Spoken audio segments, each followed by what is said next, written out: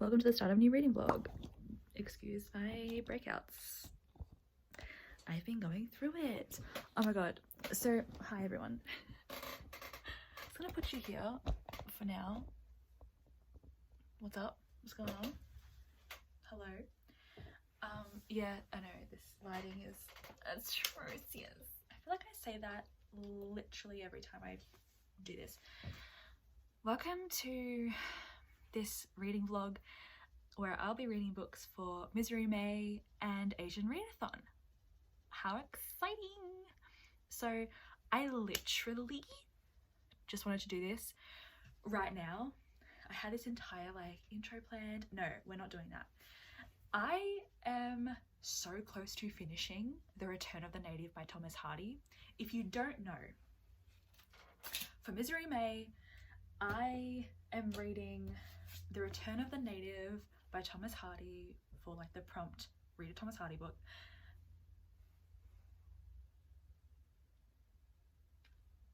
I can't read it. Read it. I love this book so much. I love this book so much, okay? Yes, I haven't annotated it. So I've been ill. And if you've watched my Women's Prize episode 4, I briefly mentioned that I got mentally and physically just went whoop. And because of that, I didn't start physically reading this book. I started listening to the audiobook because that's literally all I could do. The audiobook is incredible, first of all. The actor, whose name escapes me right now, but the voice actor is brilliant. He actually acts it out. I know that sounds really stupid, but it's a production. It's just anyway. I had no idea what this book was about. All I knew was that we had a cast of characters. They're there's Damon Waldev and Eustacia Vi. You have Thomasin, Yeobright, and Clem Yeobright, and Clem and Thomasin are cousins. Waldev and Eustacia were lovers, but Eustacia's I need me a man who has a better station in life. She wants to be secure financially. So Waldev is well, fine. And he goes and marries Thomasin. Thomasin, though, is pure. She is the complete opposite of Eustacia, and I think that's done on purpose. But Waldev and Thomasin eventually marry, and Clem and Eustacia end up falling in love and also marrying. But bitch, that does not stop the drama, the scandal. Oh my god. First of all, Eustacia, is it bad that I kind of love her? Yes, she gatekeeps girl bosses too close to the sun. She makes terrible decisions. Damon Waldev, I don't know how I feel about him. I don't know how I feel about Waldev, because on one hand, he knows what he is, and I feel and I don't know if this makes me a romantic, I know, surprise, but the fact that Waldev never really gets over Eustacia, is that does he love her that much, or is this all about control? Is it because Eustacia has someone else that he wants her again? Is that all, or is it because he just has never gotten over her and he just really loves her? But what I really do like about Waldev is that he knows that Thomasin is a beautiful woman. Inside and out, she does not deserve him. And yes, Thomasin does not deserve him, okay? Thomasin deserves the world. She's just so precious. She's so precious. Eustacia is wild, and I love the fact that she is such a messy woman. She is chaos personified. I just read, I'm on a high right now because I just read that scene when Klim finds out from Ven. Now Ven is a character that you hear about a lot. He actually, I think you start off the book with Ven and Thomasin going back to town after Thomasin and Wildeve's like marriage kind of falls through, because Wildeve fudged, I should say, the paperwork. Ven's always been there. Ven previously courted Thomasin but failed, which is kind of sad. But Ven was came to Klim's house because Klim was looking for him because he wanted to hear what he saw on the day that his mother died. And Ven's like, no, like this is what I saw.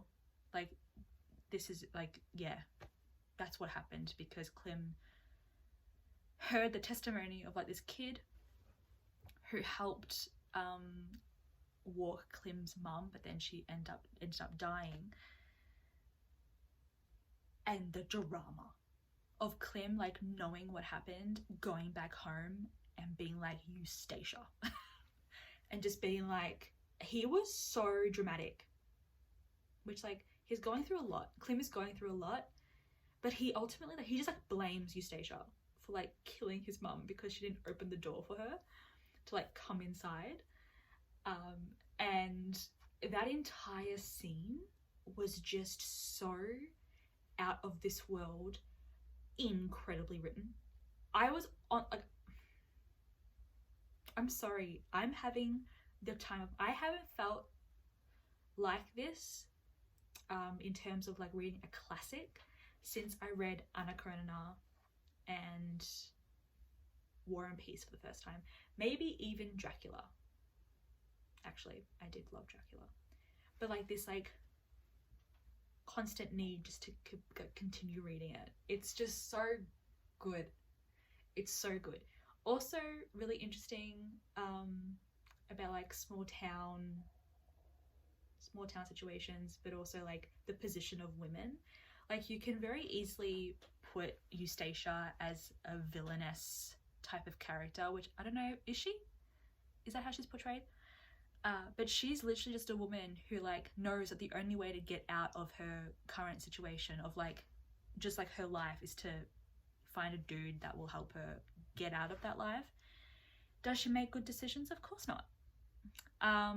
But yeah, it's just, I love it. I'm loving it, and I'm wondering, like I've been sitting here, I'm like, is this a new favorite classic of all time? Because it's just, they're hurting the lives of good people, especially Thomasin. I don't know. Anyway, I'm hoping to finish this today. I also started reading The Memory Police by Yoko Ogawa. I'm like kind of halfway through. I'm enjoying that. It's quite an unsettling novel. It's a sort of dystopian novel about an island that keeps on forgetting things, and it's kind of as a result of like the government, I think, is forcing these forgettings to happen.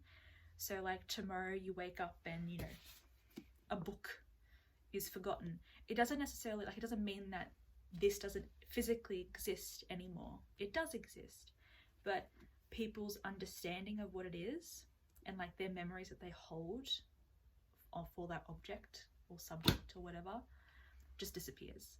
I want to know how this happens. Like I want to know how they actually do this, or is it just like you tell the people that this is forgotten, and then people just kind of like themselves just push it all away. I don't know, but it's very unsettling in a kind of like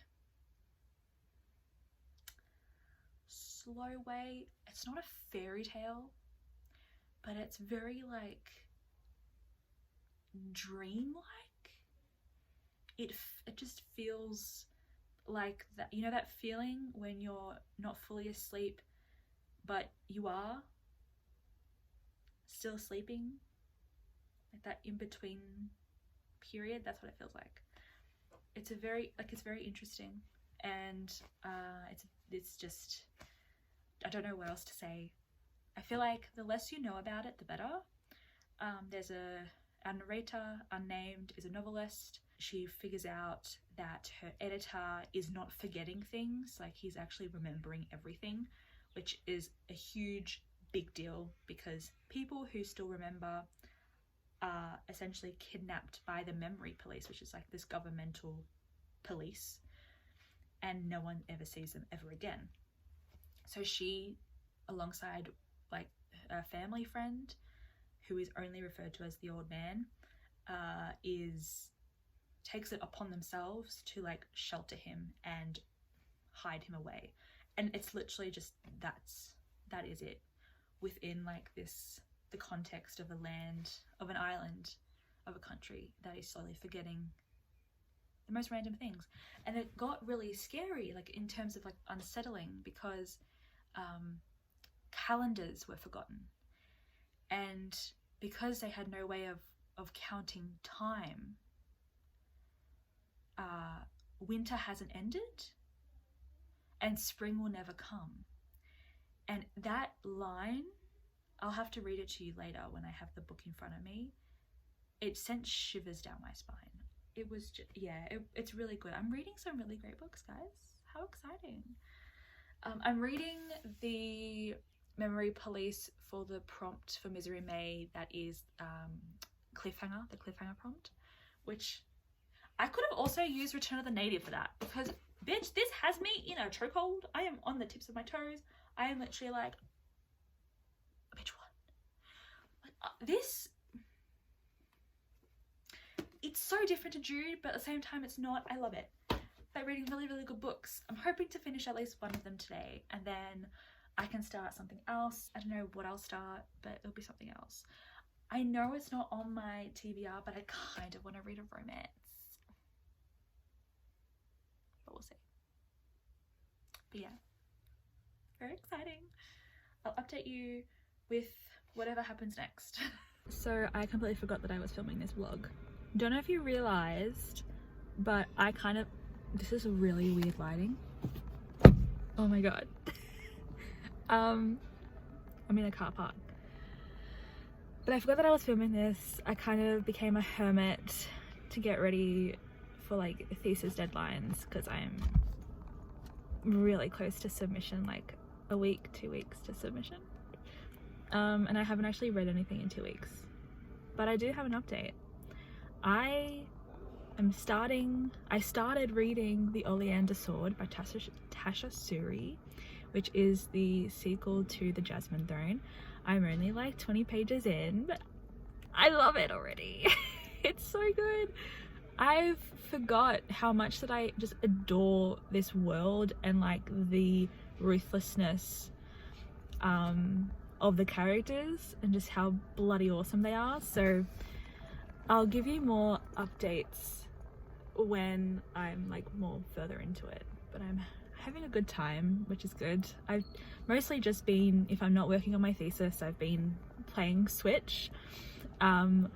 I was gifted, Hannah got me Spiritfarer for the Nintendo, and it's like the best game on the Switch. I love it so much. Like, it's one of the top games on the Switch. No joke, not even lying. It is beautiful. I have cried playing it. I think it's like promoted, or it's described as like an adventure / like farming game that hunters moving around, that is about like death and grieving, and it's just, and like saying goodbye, and it's just so pretty. If I can insert photos of some of like how pretty it is, I'll do so now, because it's gorgeous. And I just really love it. You play as Stella, and she has a cat named Daffodil, and she is responsible for taking spirits to the Everdoor, which is essentially the afterlife. I love it. So I've been playing that. I've been playing Animal Crossing. I've been playing a bit of Stardew Valley. And what else? Cozy Grove. I'm kind of getting that like thing in me to start another playthrough, another playthrough as if I finished the first one, but like a playthrough of Zelda Breath of the Wild, because Tears of the Kingdom came out and I've been looking at the gameplay for that and it looks amazing.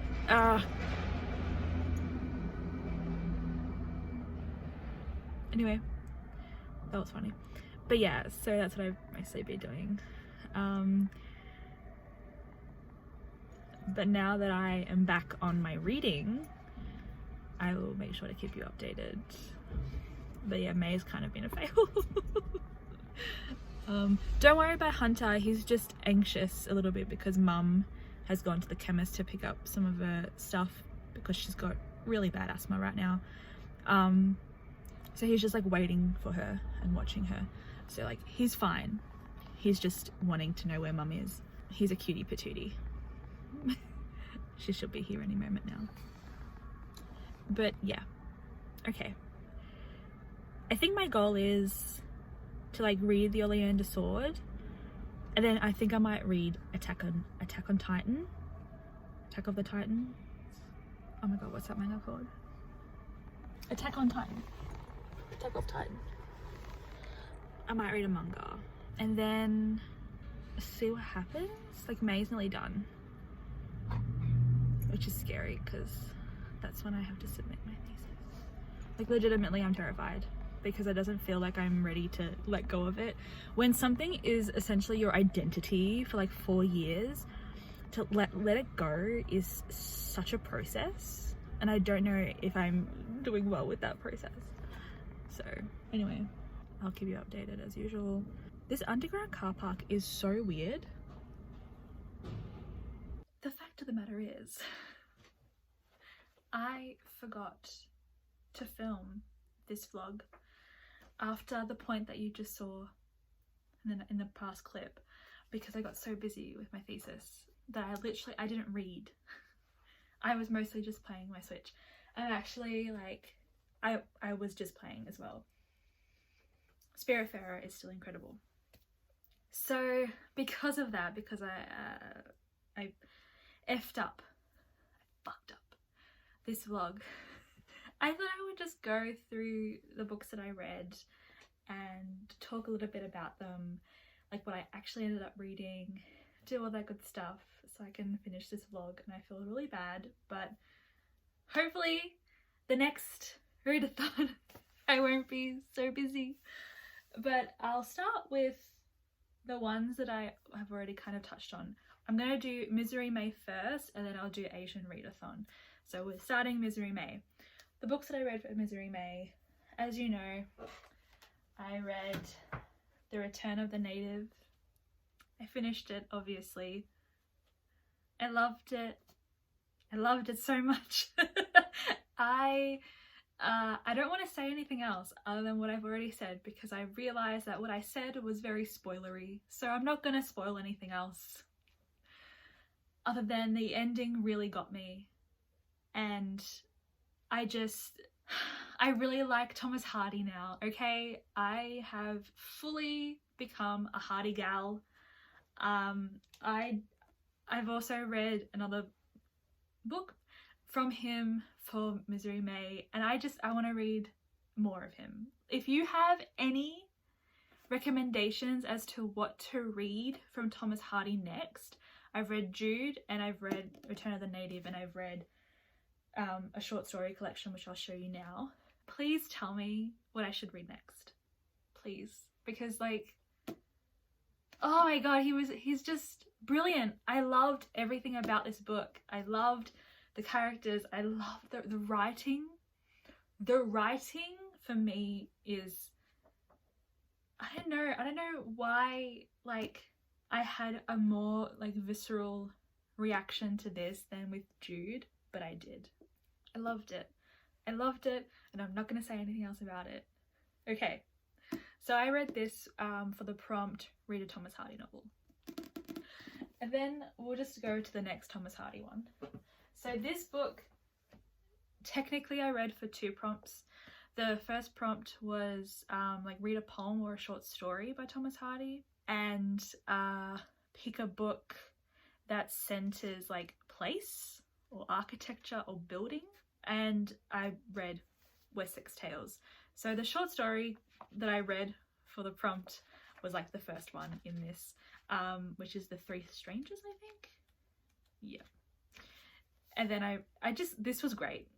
This was an maybe like the best like classic short story collection I've read, possibly, because this was amazing. Thomas Hardy was doing the weird, the wacky, the wonderful short story before everyone else was doing it. Like, this was amazing. We had some that like were slightly supernatural. We had others that were just like scandalous. We had others that we had, especially, which one was it? Was it Fellow Townsmen? No. Well, that one was really good. Or was it Interlopers at the Nab? I think it was Interlopers. I think it was Interlopers at the Nab was one of my favorites, because I'm not going to finish that sentence because I don't want to spoil this, actually, because I'm not going to spoil the rest of the books. I'm sorry that I spoiled Return of the Native. I love the way Thomas Hardy writes women. Thomas Hardy's like, yeah, women can be independent and they can be bad bitches by themselves without no man. I just love it. But other ones were just like really, really heartbreaking, because this is Thomas Hardy. Yeah. If you want a short story collection, a classic short story collection, pick Wessex Tales up. Like, pick it up. I think this was, if I didn't read Jude first, I would have read this first, because I think this is such a wonderful taste of the variety of writing that Thomas Hardy can. Does that even make sense? I don't think it makes sense, but that Thomas Hardy can do. Oh, I loved it. I also did, similar to Return of the Native, I read the audiobook as well as physically reading this, and that was perfect. The audiobooks for Thomas Hardy novels on Scribd, incredible, absolutely incredible. Okay, so let's talk about the next prompt for Misery May. It says, read a devastating book. Did I film? I think I took a photo. So this is the photo, oh no, this is the photo that I took immediately after reading Time is a Mother by Ocean Vuong. To say that I cried would be an understatement. I loved it. Get 5 stars. Ocean Vuong is the writer for me. He gets parts of me. He articulates things that I never knew needed to be articulated, or just I've never been able to articulate. His relationship with his mother, his father, his family, his relationship with himself, his understanding and perception of himself, the legacy and violence of war and trauma, I love Ocean Vuong, and I will always love Ocean Vuong. I think Ocean Vuong is someone that I cannot be unbiased towards. I read On Earth We're Briefly Gorgeous at a point in my life where I had kind of like recently, I'm pretty sure, had lost my grandmother, and he actually made me understand my grandmother more, in just the way that he was in his novel articulating the narrator's kind of relationship with his mother. Ocean Vuong will always be an author that is very close to my heart, and a poet that's very close to my heart. He might not be for everyone, but he has like transformed my soul in many ways, and my understanding of certain things, especially in terms of family and how trauma can manifest within like immigrant families. So I loved this. I cried. I don't know what else to say other than read this when you're like in a good place. I'm going to be honest with you, there are some poems that really went over my head, but with poetry, it's all about the vibes. As long as I understand the gist, or if I interpret a particular gist, we're cool. Okay? We're cool, we're chill, we're loving it. This did devastate me, so thank you for that. Thanks for that.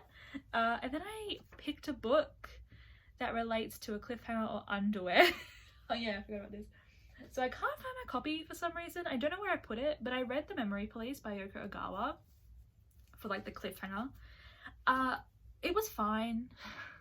Had like a strong start, but then I was like, okay, I'm kind of bored a little bit. The ending made sense because of like what was happening in terms of the forgetting. It was still unsettling, but I came to like the halfway mark. I'm like, okay, like, can we get moving please? Like, what's the point of this? Like, I understand the point, but at the same time I'm just like, can we get to a point in the story where I feel like there is meaning, other than the meaning that's already been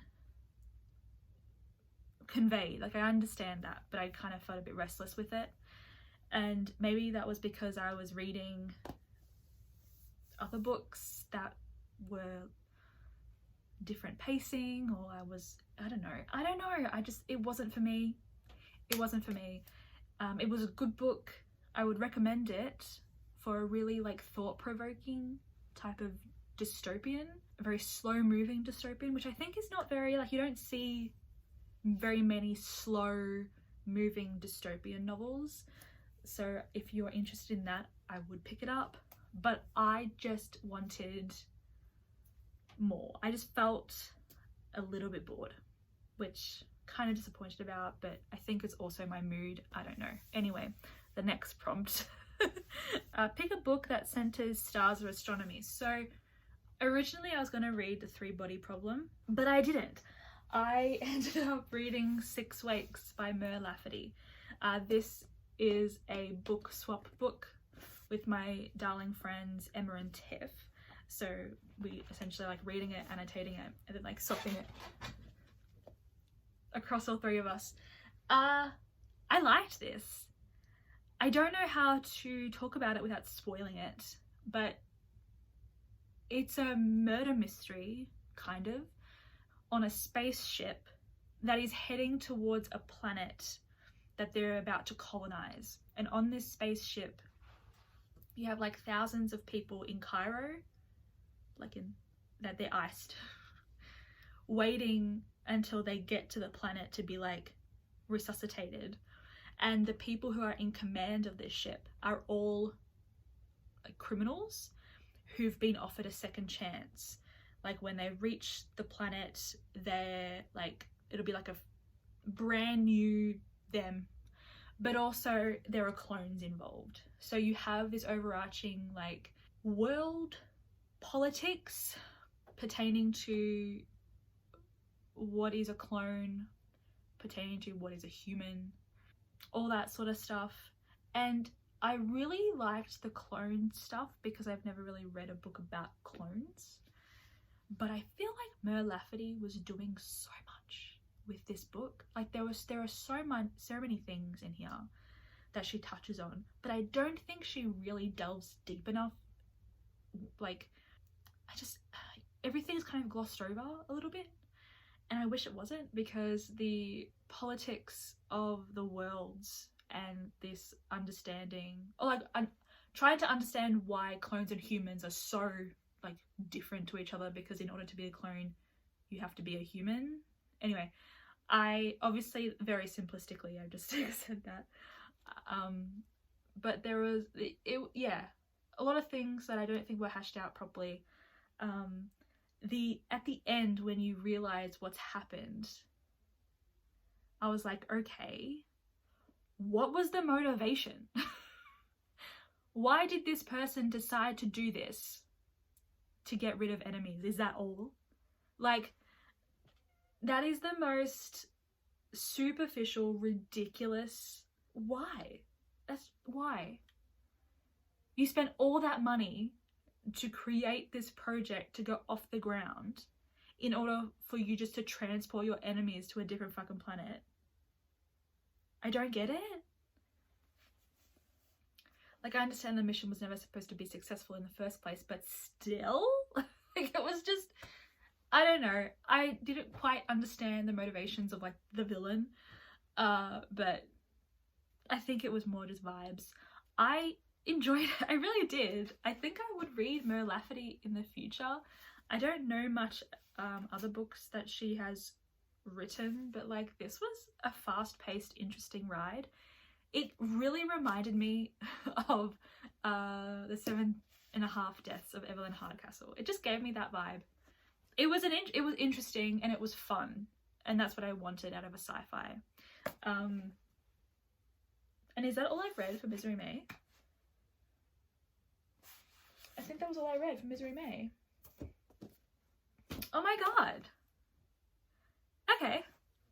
And I have to say, I have read, like, I only just finished Wessex Tales. So some of these books that I'm going to talk about, I actually finished in June, in the start of June, because, again, was busy in May. Next, let's talk about Asian Readathon, what I finally read for Asian Readathon. So a lot of the books I have already talked about, and I'll go really quickly through them. So the first prompt for Asian Readathon was to read a book by an Asian author. And I don't have it. And I chose The Memory Police for this one. Pretty straightforward.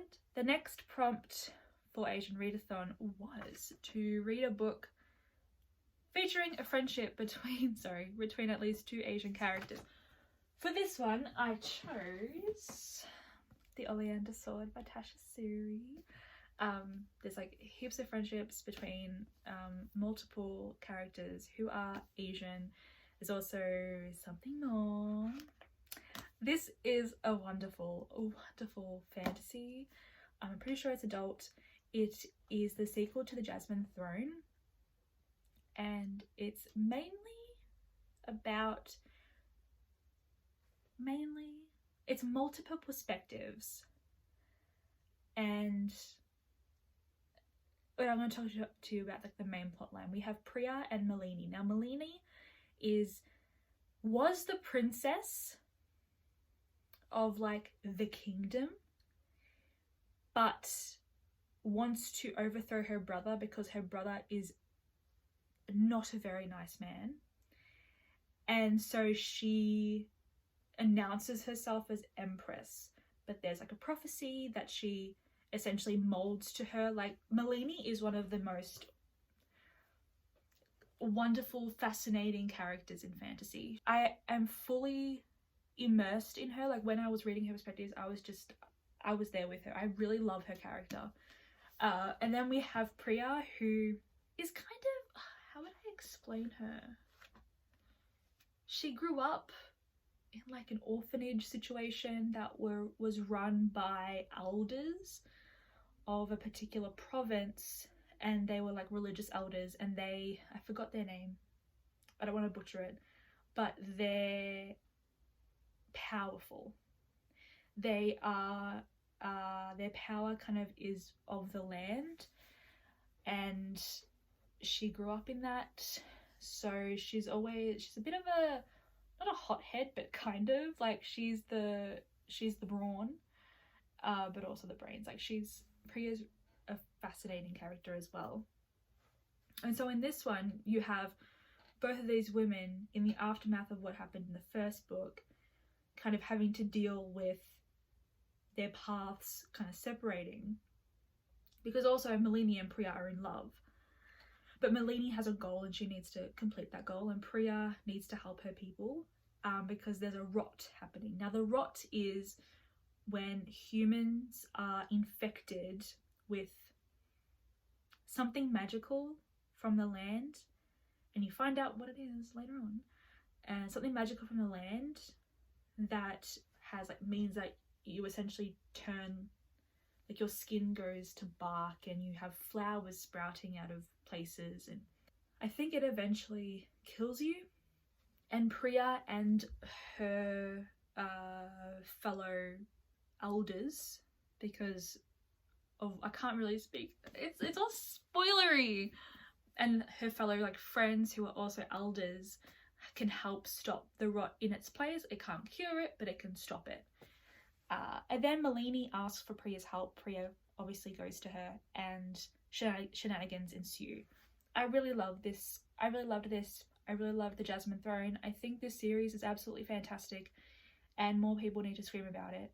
The women in this book are perfection. Like the way that they're written, Tasha Suri, one of the most underrated fantasy writers out there. I mean, like, she's doing the work and I just love it. Like Bamika, oh my god, the things that these women have to sacrifice in order for like to achieve their goals, but also for some to like help their people. I love them. I absolutely love them. And I love this. I can't wait for the third. But at the same time, I could wait for the third because I don't want the series to end, you know? And I also read The Oleander Sword for the prompt to read a book featuring an Asian character that goes on an adventure written by an Asian author. I did that as well for this book for that prompt. And then for the prompt, read a book featuring an Asian character that is focused on identity and self-discovery, written by an Asian author. Obviously, Time is a Mother by Vuong. Like, really, just read it. just read it. And then the last prompt for Asian Readathon was read a book featuring an Asian character who is like a hot mess or eccentric or famous, written by an Asian author. And I read, it's a memoir, but I read I Want to Die But I Want to Eat Tteokbokki by Baek Sehee. I liked this. This was really good. It's a memoir about this woman who records her lessons, her sessions with her psychiatrist, and it's just about her life and her mental health and her like process of recovery. It was really interesting. I really like how raw and honest this was. I mean, there were parts of it that like I was like, wow, like this author is really going there. Like what's that word? The strength to like put this out there, because in some cases she's not really like conveyed in a very good way. But like it's like this is part of the process of healing, of learning how to live with like depression and anxiety, and it was really fascinating. But I also think that the translation wasn't the greatest, which is interesting because it's Anton Her who translated this. I just felt like there were parts of it that felt a bit clunky and as though, I don't know, it just didn't feel like I disconnected a little bit from what she was saying, which is very surprising. Anton Her, I'm pretty sure, is like a Booker International Prize winning translator.